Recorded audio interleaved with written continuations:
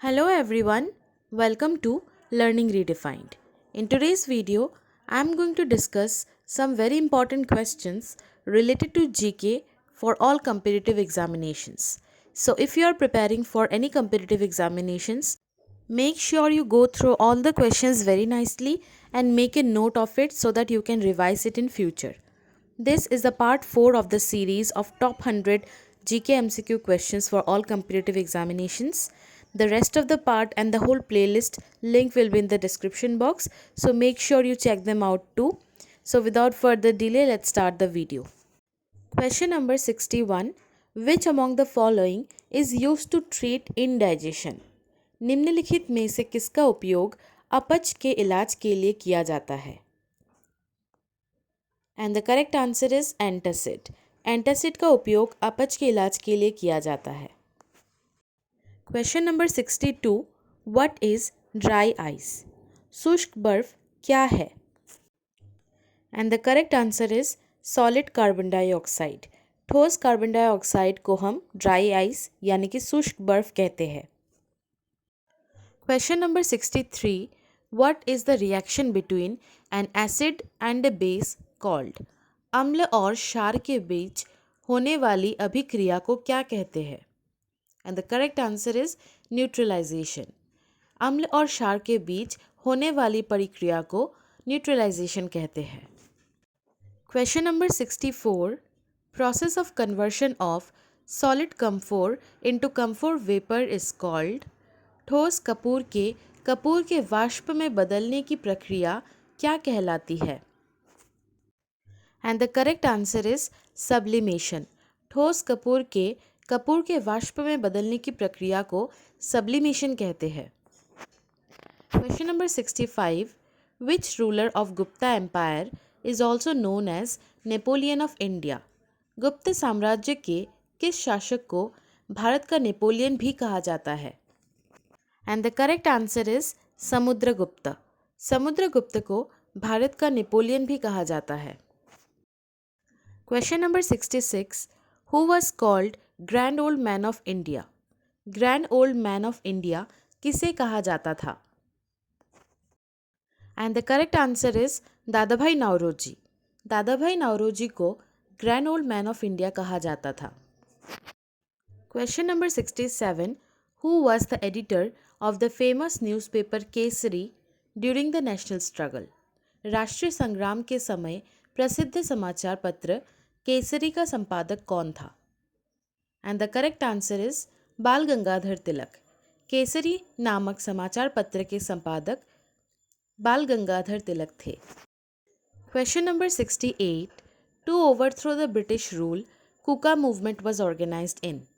British शासन को उखाड़ फेंकने के लिए कूका आंदोलन का आयोजन कहाँ किया गया था? And the correct answer is Punjab. British शासन को उखाड़ फेंकने के लिए कूका आंदोलन का आयोजन पंजाब में किया गया था. Question number 69. The first sultan to adopt the principle of measurement of cultivable land for determining the land revenue was? भू राजस्व निर्धारित करने के लिए खेती योग्य भूमि के माप के सिद्धांत को अपनाने वाला पहला सुल्तान था. And the correct answer is Alauddin Khilji. खेती योग्य भूमि के माप के सिद्धांत को अपनाने वाला पहला सुल्तान अलाउद्दीन खिलजी था. Question number 70. Over which territory there were frequent clashes between Bahamani kingdom and Vijayanagar kingdom? Bahmani साम्राज्य और विजयनगर साम्राज्य के बीच किस क्षेत्र में बार बार संघर्ष होते थे? And the correct answer is the Raichur Doab. Raichur Doab में बहमनी साम्राज्य और विजयनगर साम्राज्य के बीच बार बार संघर्ष होते थे. Question number 71. The 1909 Indian council act is also known as? 1909 के भारतीय परिषद अधिनियम को किस नाम से भी जाना जाता है? And the correct answer is the Minto Morley reform. 1909 के भारतीय परिषद अधिनियम को मिंटो मॉर्ले रिफॉर्म भी कहा जाता है. Question number 72. गीत गोविंद वॉज रिटन बाय? गीत गोविंद किसके द्वारा लिखा गया था? And the correct answer is Jaydev. Geet Govind Jaydev द्वारा लिखा गया था। Question number 73, who planted the tree of liberty at Srirangapatnam? Srirangapatnam में स्वतंत्रता का वृक्ष किसने लगाया था? And the correct answer is Tipu Sultan. Tipu Sultan ने श्रीरंगपट्टनम में स्वतंत्रता का वृक्ष लगाया था। Question number 74, during whose period Al Biruni came to India? अल बैरूनी किसके काल में भारत आया था? And the correct answer is Mahmud Ghaznavi. Mahmud Ghaznavi के काल में अल बैरूनी भारत आया था। Question number 75, who deciphered the Brahmi script? Brahmi लिपि को किसने पढ़ा? And the correct answer is James Prinsep. James Prinsep ने ब्राह्मी लिपि को पढ़ा था। Question number 76, which freedom fighter was popularly known as Deshbandhu?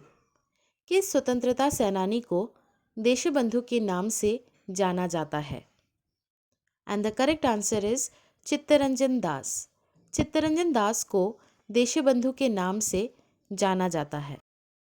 Question number 77, who of the following led the army of the East India Company in the battle of Buxar in 1764?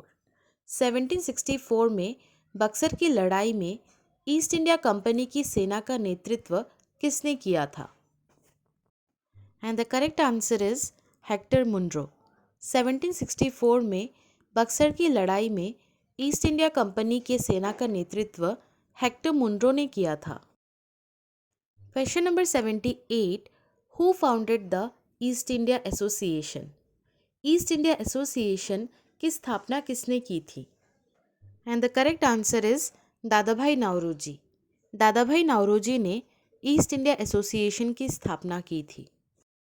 Question number 79, battle of Haldi Ghati in 1576 was fought between Akbar and dash.